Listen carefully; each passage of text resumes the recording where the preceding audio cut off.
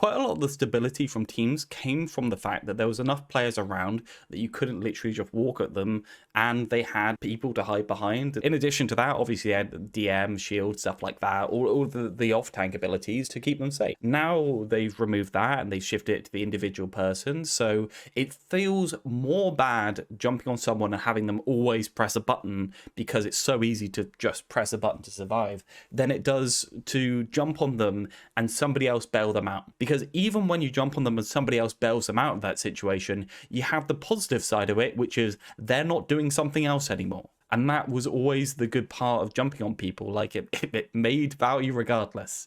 And now it doesn't make value regardless because you just forced out their button that's only used to defend them anyway.